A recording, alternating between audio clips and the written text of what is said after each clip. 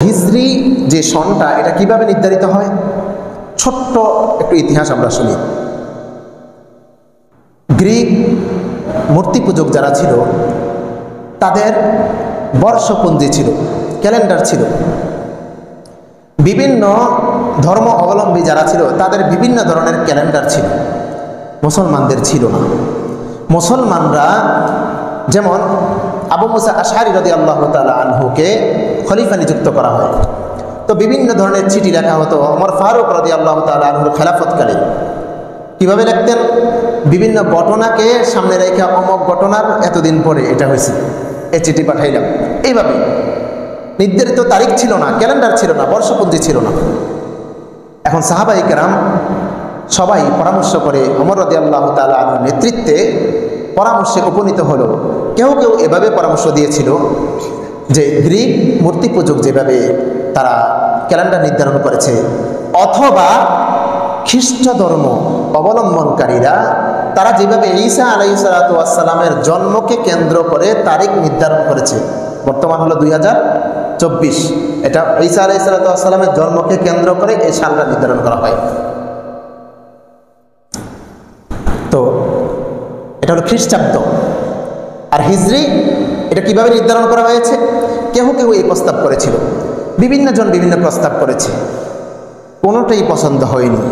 সাহাবায়ে কেরাম একমত হতে পারেননি। সর্বশেষ আলী রাদিয়াল্লাহু তাআলা একটা প্রস্তাব করলেন, সেটা হলো যে হিজরি, আমরা হিজরত করেছি এবং রাসূলুল্লাহ সাল্লাল্লাহু আলাইহি ওয়াসাল্লাম হিজরত করেছেন। হিজরত হলো এমন একটি বিষয় যা পুরা ইসলামের মোড়কে ঘুরিয়ে দিয়েছে, ইসলামের মধ্যে গুরুত্বপূর্ণ বিষয়, যেটা ইসলামের টার্নিং পয়েন্ট বলা হয়। খুব গুরুত্বপূর্ণ বিষয়, ইসলামের জাগরণ সৃষ্টি হয় হিজরতের মাধ্যমে। সুতরাং সবচেয়ে গুরুত্বপূর্ণ হলো জন্ম মৃত্যু আল্লাহর হাতে, কারোর হাতে না। জন্ম মৃত্যু কার হাতে ভাই? ঈসা আলাইহিস সালাতু ওয়াস সালাম জন্মগ্রহণ করেছেন, সেটাকে কেন্দ্র করে ওরা তারিখ নির্ধারণ করেছে, ক্যালেন্ডার বর্ষপঞ্জি তারা নির্ধারণ করেছে। এই জন্য ইসলামের মধ্যে জন্ম এবং মৃত্যুর কোনো মূল্য নাই। জন্মদিন পালন করা, মৃত্যু তারিখ পালন করা, এই করা সেই করা, ইসলামের কোনো মূল্য নাই, এগুলো কোনো কর্তব্য নেই। যদি মূল্য থাকতো রাসূলুল্লাহ সাল্লাল্লাহু আলাইহি ওয়াসাল্লামের জন্মকে কেন্দ্র করে ক্যালেন্ডার নির্ধারণ করা হতো, হিজরি সন নির্ধারণ করা হতো। রাসূলুল্লাহ সাল্লাল্লাহু আলাইহি ওয়াসাল্লামের মৃত্যুকে কেন্দ্র করে হিজরি সন নির্ধারণ করা হতো, কোনোটাই করা হয়নি। এর মানে জন্ম মৃত্যু কারোর হাতে না, আল্লাহর হাতে। এখানে কারো এখতিয়ার নাই। তাহলে বোঝা গেল ইসলামের সবচেয়ে গুরুত্বপূর্ণ যে সময় ছিল সেটা হলো হিজরত। হিজরতের পর থেকে আলহামদুলিল্লাহ দিন দিন দিন ইসলাম যেভাবে বাড়তে ছিল এমনভাবে বেড়েছে, বাড়তে বাড়তে আলহামদুলিল্লাহ মক্কা বিজয়ী করে একবারে পুরা দিক দিগন্তে পুরা বিশ্বের মধ্যে ইসলাম মুহূর্তে ছড়িয়ে পড়েছিল। মূল ছিল হিজরত। হিজরত করার কারণে মুসলমানরা পরাস্ত হয়নি, বরং হিজরতের মাধ্যমে বিজয়ের সূচনা হয়েছে।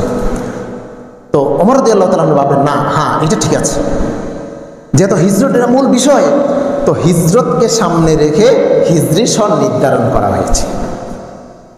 এরপর থেকে রাসূলুল্লাহ সাল্লাল্লাহু আলাইহি সাল্লামের হিজরত যেই তারিখ থেকে হয়েছে তখন থেকেই হিজরি সনকে নির্ধারণ করা হয়। এই জন্য ইসলামের মধ্যে সবচেয়ে গুরুত্বপূর্ণ যে বিষয় সেটা হলো হিজরত। এই হিজরতকে সামনে রেখে হিজরি সন নির্ধারণ করা হয়। আর হিজরি সনের হিসাব এটা অত্যাধিক গুরুত্বপূর্ণ, অনেক সহজ হয়ে গেছে। এখন একসাথে অনেক বিষয় পাওয়া যায়, কার কাছে নাই? সবার কাছেই তো অ্যান্ড্রয়েড মোবাইল আছে।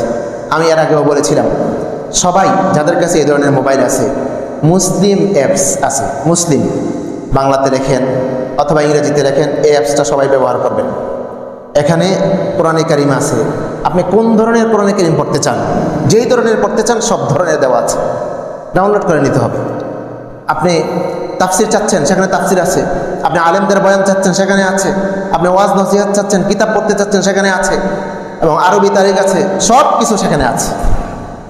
এই জন্য এটা আমরা ডাউনলোড করে নিব, এটা ইনশাল্লাহ সংরক্ষণ করব। এখানে অনেক বিষয়ও আছে, অনেক সহজ হয়ে গেছে। এজন্য আরবি তারিখ এটা জানা থাকা খুব জরুরি, প্রত্যেকের জন্য জরুরি। তো যে কথা আলোচনা করছিলাম, এই মাস আল্লাহ রাব্বুল আলামিন সম্মানিত করেছেন আসমান এবং জমিন যেদিন সৃষ্টি করেছেন ওই দিন থেকে। তো মুহররম মাসে অনেকগুলো বিষয় আমাদের দেশে সংগঠিত হয়, অনেক বিষয়। যেগুলো কোরআন হাদিসে কোনো অস্তিত্বই নাই। এমন অনেক বিষয় ইতিপূর্বে পরে আসছে, অনেকে আমরা কিছু কিছু এখনও করছি।